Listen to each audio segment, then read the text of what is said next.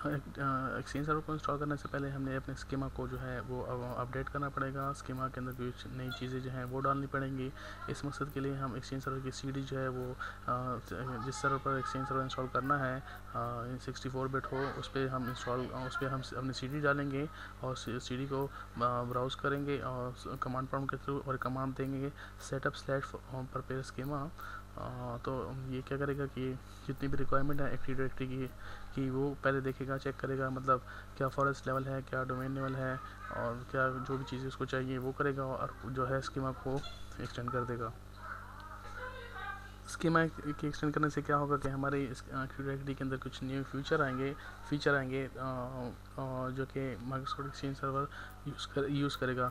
Schema क्या चीज़ है? Schema वो नट्स एंड बोल्ट्स हैं या वो क्लासेस एंड एट्रीब्यूट्स हैं जिसको यूज़ करते हुए हम कोई फॉर एग्जांपल एक यूज़र क्रिएट करते हैं। फॉर एग्जांपल जब यूज़र क्रिएट करते हैं तो आप फर्स्ट नेम, लास्ट नेम और पासवर्ड वगैरह जो भी है और जो वो फील्ड आपको नज़र आ रही थी वो कहाँ से आ रहा था? वो स्कीमा से आ रहा है। क्योंकि एक्सचेंज सर्वर 2010 को कुछ न्यू फीचर चाहिए होती हैं, इसलिए हमने स्कीमा को एक्सटेंड करना होता है।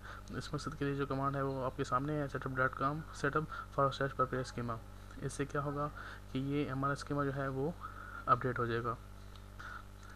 क्योंकि हमारे जो इन्वायरमेंट में प्रोडक्शन इन्वायरमेंट में काफ़ी सारे डोमेन कंट्रोलर होते हैं, तो स्कीमा का जो ये रोल है ये डेफिनेटली जो है रेप्लिकेट होना चाहिए टू ऑल डोमेन कंट्रोलर्स। इसके लिए आपको कुछ थोड़ा वेट करना पड़ेगा और बेहतर ये कि जिस सर्वर पर स्कीमा हो उसका आप सर्वर पर आप बैकअप ले लें और उसको नेटवर्क से डिस्कनेक्ट कर लें और फिर स्कीमा अपडेट करें। और फिर अगर इनकेस अगर कोई प्रॉब्लम वगैरह हो तो फिर आप वो बैकअप को रिस्टोर करें और फिर जो है उससे क्या होगा कि मतलब क्योंकि आपने बैकअप स्कीमा अपडेट करने से पहले लिया था, इसलिए जब आप उसको रिस्टोर करेंगे तो आपका डोमेन कंट्रोलर उसी स्टेट में आ जाएगा जिसमें वो पहले था। अगर इन केस कोई और ख़राबी पैदा होती है और आपकी मतलब स्कीमा से इधर अपडेट नहीं होता तो आपकी सारी चेंजेस रेप्लिकेट हो जाएंगी दूसरी सूरत में और आपको प्रॉब्लम क्रिएट हो सकती है। इसलिए स्कीमा को जो है अब अपडेट करने के बाद थोड़ा सी आपने क्या करना है कि रेप्लिकेशन वगैरह चेक करनी है, रेप्लिकेशन कुछ थोड़ा सा टाइम देना है ताकि आपका स्कीमा वगैरह है जो अपडेट हो जाए। स्कीमा को अपडेट करने के बाद जो दूसरी कमांड है वो है setup.com/prepare AD और ऑर्गेनाइजेशन नेम। अगर मैं स्कीमा की कमांड ना दूं और डायरेक्टली ये कमांड दे दूं तो इससे भी क्या होगा कि मेरा स्कीमा जो है ऑलरेडी अपडेट हो जाएगा और ये कमांड भी रन हो जाएगी। ये कमांड जो है हम ऑर्गेनाइजेशन नेम इसमें डिफाइन करते हैं। फॉर एग्जांपल मैंने डिफाइन किया है एक्सचेंज, मैं ये कमांड रन करता हूँ।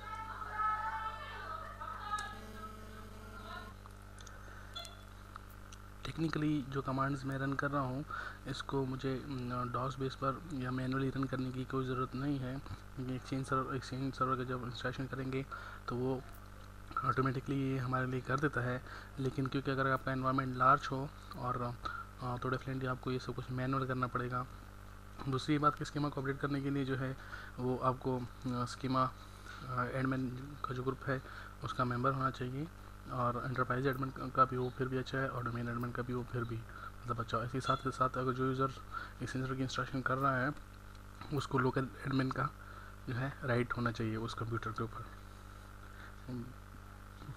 डॉस बेस या कमांड प्रॉम्प्ट से हमें ये फ़ायदा होगा कि जो रेप्लिकेशन होगी among servers among domain controller वो जो है स्टेप बाय स्टेप होगी और अब्रप्टली सारे जो हैं वो चेंजेस एक टाइम में पुश नहीं होंगे बल्कि ऐसा होंगी। फॉर एग्जांपल पहले स्कीमा जो है उसकी चेंजेस हो जाएंगी, फिर जो हम जो डोमेन को मॉडिफाई कर रहे हैं उसकी चेंजेस वगैरह जो है वो रेप्लिकेट हो जाएंगी।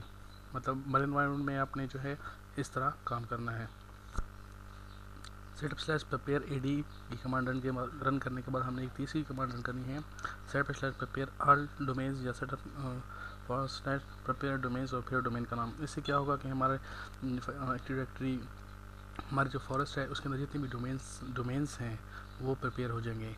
जैसे अगर आप नहीं चाहते कि मतलब आपका एक चाइल्ड डोमेन है वो भी प्रिपेयर हो तो फिर आपने setup/prepare डोमेन्स और फिर डोमेन्स का नाम देना है। लेकिन मेरे पास क्योंकि एक डोमेन है तो मैं अभी से ही इसको प्रिपेयर करता हूँ। फ्यूचर में अगर कोई और मैं डोमेन ऐड करता हूँ तो उस पर ऑलरेडी ये फीचर जो है डोमेन मतलब वो ऑलरेडी प्रिपेयर हो चुका होगा और वहाँ पर मैं एक्सचेंज वगैरह इंस्टॉल करना चाहूँ तो मैं ऑलरेडी उसको कर सकूँगा।